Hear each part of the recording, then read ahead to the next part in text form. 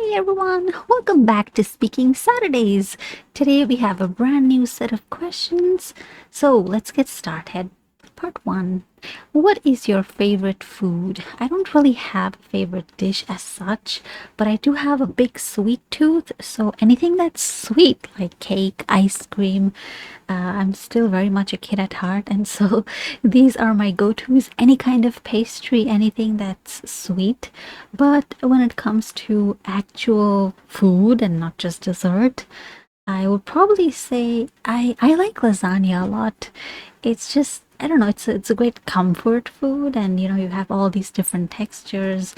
So yeah, that's what I would say, but I don't really have like a number one clear favorite. In fact, I'd say that my choices or my favorites tend to kind of change with my mood. What kind of food do you normally eat? So if you mean like my daily diet, it depends because I kind of hyperfixate on food, if that makes sense. I will eat the same meal for breakfast, lunch, and dinner, and I'll continue that for months and months on end. Like right now, I think since March or April, it's August, in fact, right now. And for the past 3, 4 months, this has been my diet. I have this huge a bowl of vegetables, just like boiled veg with some salt and pepper, some peanut butter. And I know it sounds weird, but you have to try it. You have to try it because it tastes so good. It's so earthy and it's really nutritious as well. And it's easy to cook. I don't have to spend a lot of time slaving away in the kitchen. I hate that. I hate all the preparation. So yeah, I also don't like to think too much about what am I going to eat today. So this is very easy for me. Do you prefer eating at home or dining out? Why? So I prefer, eating at home. I mean, I'm not against dining out, but I don't know. Any time that I've been to a restaurant or I've ordered something from a restaurant, I usually tend to be disappointed. Either it's too salty, too spicy, or just doesn't really taste of anything. It's bland and overpriced, really. I mean, I understand the restaurant business is tough and they operate on really thin margins, but I don't know. I feel like it's a waste of my time, effort, money. I just rather make something at home. If I'm craving something, I'll look up the recipe and I'll make it at home and I'll enjoy it. So, yeah. Is there any food that you dislike? Why? I mean, not really. I mean, I've tried, for example, for some reason, I don't like any kind of melon except watermelon. I tried, like all these different types of sun melons and whatnot, and I don't know, I hated the taste for some reason. And then there's also anything that's spicy. Anything that's spicy, I just cannot tolerate it. The only thing I can tolerate is pepper. And so, yeah, even if I find like a small bit of, a chopped up chili or something like that, I'll refuse to eat that. And this has caused some arguments at home sometimes. But yeah, I don't know, I just cannot tolerate any kind of spiciness. I can tolerate sour and somewhat like bittersweet, tangy. I love tangy food, but not spicy, not like hot food, right? I just cannot. Okay, now we'll go on to part 2. Describe a sport you watched and would like to try. You should say when and where you watched it, who you watched it with, whether you'll do it in the future, and explain how you felt about it. Okay, so I have always wanted to try skiing. In fact, when I was young, when I was I think 6 or 7 years old, we went on holiday to a mountainous region, and of course we were very lucky because we timed everything right and there was a lot of snow.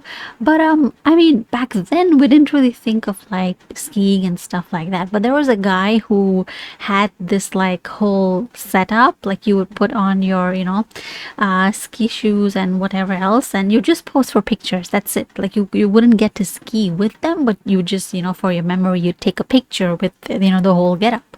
And so we did that. I still have those pictures, and I just think, why didn't we try something like that? Because I've seen I've seen people skiing on YouTube and of course stuff like that, and it just looks like, I mean, It does look risky as well, if we're being honest, but it also looks like a lot of fun. First of all, there's snow, which I really love. And it's this cool thing where you're kind of like, I don't understand the mechanism of skiing. I understand it can be risky because, of course, there have been people who have, injured themselves and, like fallen off and whatnot. So you do need like a trainer. But it's like on my bucket list. I mean, I'm not like 100% convinced because, of course, there's an element of risk. Almost any sport will have an element of risk, but I just find it looks like a lot of fun. It looks like it also looks very graceful when you see someone skiing and they're just smoothly, just going over all that snow and over slope and turning and all of that. It looks like a lot of fun. So I mean, maybe in the upcoming year or something. Depends on when we're going, for our holidays. But that's definitely something I want to try.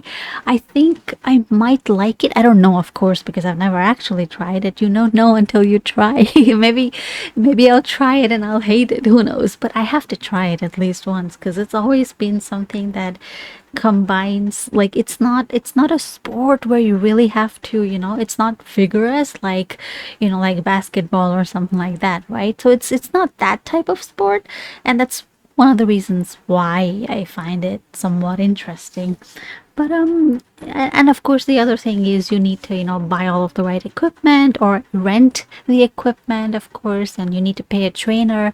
And of course you need to also, if I'm not wrong, you also need to reserve your slope area or something like that. Again, I don't know much because I haven't actually looked too deep into this, but it can be a little bit more expensive compared to something like just playing, basketball or something like that. But it looks a lot more fun to me personally. Okay, now we'll go on to part three. Why do many people like to buy expensive sportswear for playing games? So, you can, of course, always buy cheap sportswear, but the problem is that, and this is something that I have experienced, especially when it comes to clothing, you need to have the right kind of clothing that's not too heavy, that's, the fabric has to be breathable, it also has to be antibacterial, right? Because obviously, when you play a sport, you're being physically active, you're going to sweat, and the fabric has to be, you can't just wear any old random thing. It has to be specialized. It has to wick sweat away from your body. Otherwise, you're going to be all drenched and super uncomfortable because, like, for example, normal, linen, cotton, etc., these types of clothes become really heavy when they get wet. And so sport clothing really cannot be like that. It has to stand up to, excessive movement and all of that, right?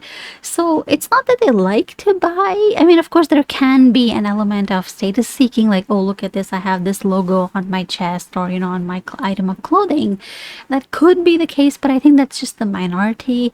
I think it's still true that if you want quality, you do have to pay a price. I mean, you could just pick up any sneaker. I mean, there's sneakers you can buy for like $10 even, but you cannot expect the same quality as you would from, let's say a $300 sneaker or something like that. And for some, of course, there are, vanity brands as well, which really don't do anything in terms of sports performance. They're just, brands that people hype up, like, I don't know, Air Jordans and whatever. I've heard, I'm not an expert on that. But that's what I've heard. And of course, everybody has their own reasons, but most people that do this, I think they're only doing it because it helps them to be more comfortable and to practice their sport more effectively. What kind of sports games do young and old people like to watch in your country?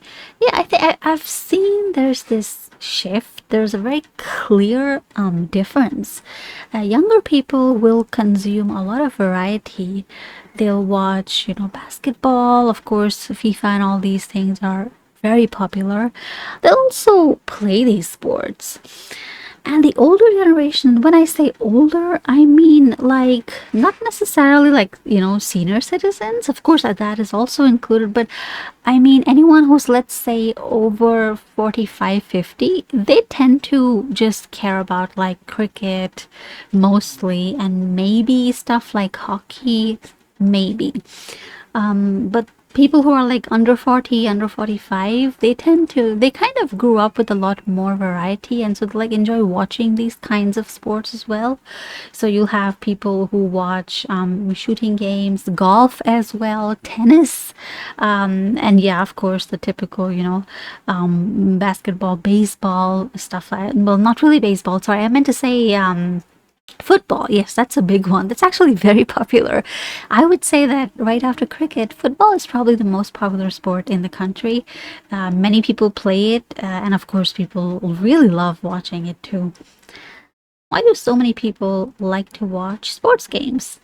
As someone who doesn't care about sports, this is always kind of like, it's always a little bit weird. Why would you prefer to stay at home and watch, like 12 men run after a ball and then feel happy when someone does that? Like it never made any sense to me. But I'm guessing there's also a bit of national pride, right? When your country wins against another country, or if they win like a gold medal or silver, bronze, whatever, like we have the Olympics going on right now. So people tend to feel proud. Hey, someone from my country achieved something. So that's probably one reason. But then you also have games that are not international in nature, just in general. I don't really know, but I guess I'd say it's probably because you get the feeling of like, oh, my team, like my city's team versus another city's team competing. So that's another, just that feeling of competition, like, oh, my team, my guys, my people, they won and someone else lost. So that could be a reason, but I will still say that this whole concept, this whole idea is a little bit alien to me because I don't care about sports at all. Do you think that international sports games are for money?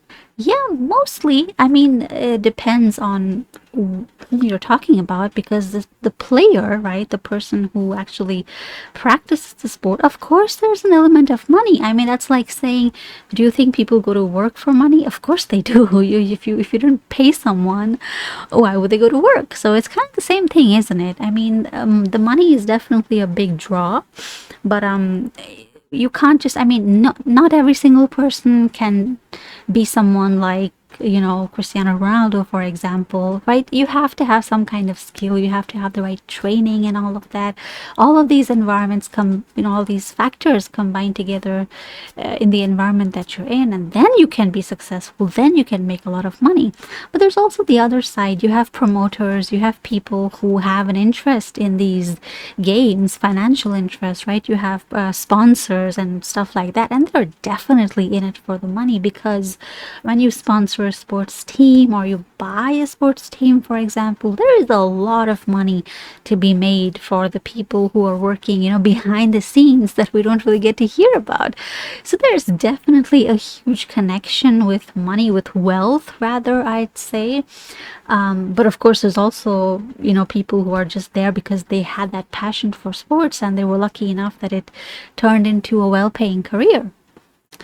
Alright, well, that's enough for today. I'll see you in the next videos, but you don't have to wait because we have lots of videos. So go check out our playlists. You'll find something you like. And if you're still here, don't forget to like and subscribe. I'll see you in the next video. Bye-bye.